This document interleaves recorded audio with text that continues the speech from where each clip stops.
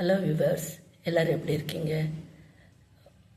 இப்போ நம்ம பார்க்க போகிற எபிசோடில் என்ன பார்க்க போகிறோம்னா, ஒரு ஜாதகத்தில் 6ஆம் இடம், 8ஆம் இடம், 10ஆம் இடம், 12ஆம் இடம் நல்லா இருக்கணும்.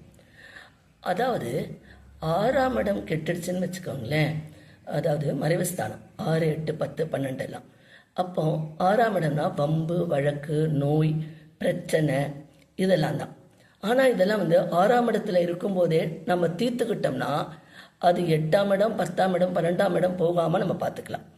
இப்போ ஒரு எக்ஸாம்பிள், ஒரு சின்ன புண்ணு இருக்குன்னா அது சின்னதாக இருக்கும்போதே கொண்டு ஹாஸ்பிட்டலில் காமிச்சிட்டோம்னா அது அதை முத்த விட்டு நம்ம போனோம்னா என்னாகும்? ஆப்ரேஷன், சர்ஜரி அந்த மாதிரி பெரிய பிரச்சனை ஆகிடும். அதே மாதிரி தான் ஒரு பிரச்சனைன்னு இருக்கும்போது சின்னதுலேயே அந்த பிரச்சனையை கிள்ளி எரிஞ்சிடணும். பெரிய பிரச்சனையாக 8ஆம் இடம் அளவுக்கு போகிற அளவுக்கு நம்ம பார்த்துக்கூடாது. இதனால என்ன ஆகும்? 8ஆம் இடம் போனால் தீராத பிரச்சனை, தீராத வம்பு வழக்கு, ஹாஸ்பிட்டல், சர்ஜரி அந்த மாதிரி போகும். அதே அடுத்து வரும்போது 10ஆம் இடம் போது என்ன ஆகும்? டென்ஷன், இப்படி ஆயிடுச்சே அப்படின்னு வருத்தப்படுது. அதுக்கப்புறம் 12ஆம் இடம் என்ன? விரயஸ்தானம்.